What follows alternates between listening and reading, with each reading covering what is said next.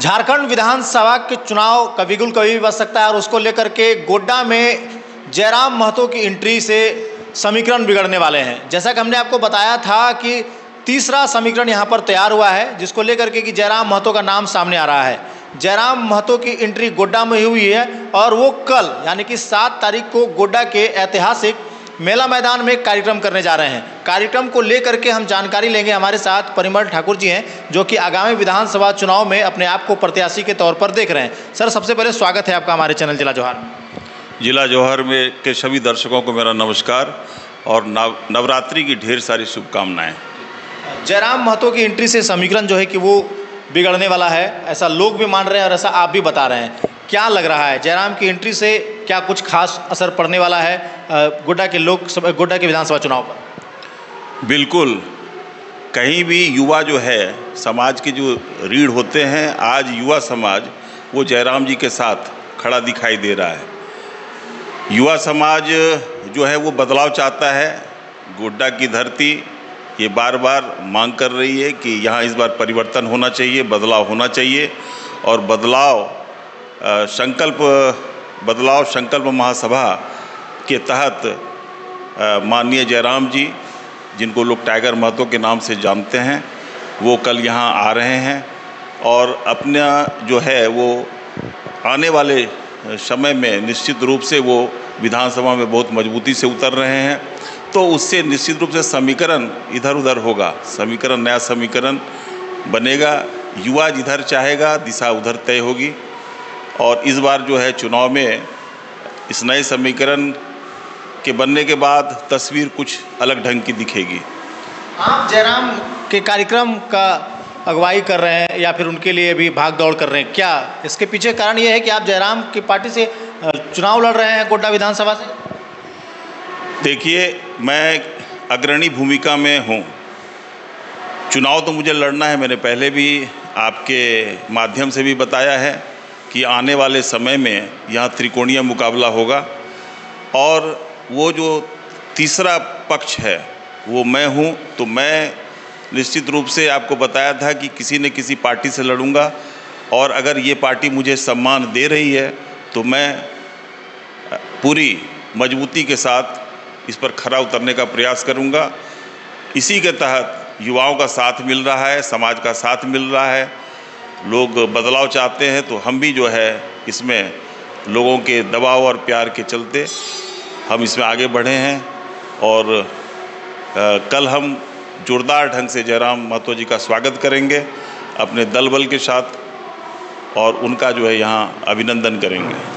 क्या लग रहा है, परिमल ठाकुर की विचारधारा और जयराम महतो की विचारधारा दोनों मिल रही है, जो कि आप उस पार्टी की ओर बढ़ रहे हैं, दोनों की विचारधारा आपको लग रहा है कि समांतर है? बिल्कुल। समाज की उन्नति के लिए, युवाओं के बेहतरी के लिए, किसानों के, महिलाओं के अच्छे दिन लाने के लिए अगर जो मेरी सोच है उससे कहीं आगे उनकी सोच है और उनका जो है कलेवर और तेवर देखकर जो है मैं भी आकर्षित हुआ हूँ और आने वाले समय में जो है उनको मैं मजबूत करूँगा और पूरे झारखंड सहित गोड्डा में एक बदलाव होगा, एक नया वातावरण बनेगा और इसमें फिर जो है मजबूती आएगी। क्या लगता है, उनके समाज के लोग इस बात को मानेंगे जब आपको टिकट मिलेगा उनके पार्टी से, तो उनके वर्ग के लोग, उनके समाज के लोग आपको स्वीकार करेंगे? बिल्कुल स्वीकार करेंगे। जब जयराम महतो के प्रति इतना आकर्षण है, उस समाज वो भी पूरे जमात को लेकर चलते हैं। उसमें एक समाज नहीं है, एक जाति नहीं है, वो भी पूरे जमात की राजनीति कर रहे हैं और करते हैं। उनकी बातों को युवा लोग बड़े ध्यान से सुनते हैं और उसको दिल में जो है अपनाते भी हैं।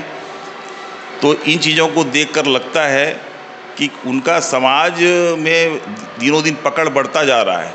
युवाओं के साथ बुजुर्ग और जो बदलाव चाहते हैं वो भी उनके प्रति झुकाव हम देखने को मिल रहा है।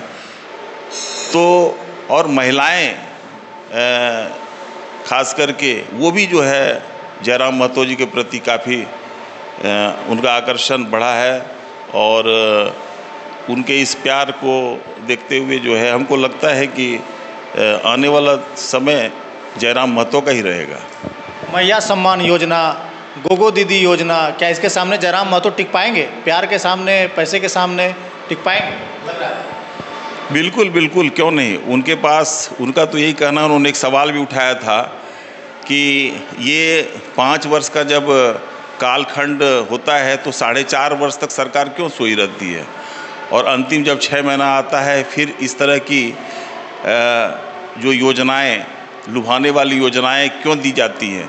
अगर ये 3 वर्ष पूर्व आता, 4 वर्ष पूर्व आता तो आज हर माताओं बहनों के खाते में 36,000, 48,000, 24,000 रुपया पहुँचता। ये चुनाव के पहले 1 महीना 2 महीना पहले ऐसा क्यों होता है?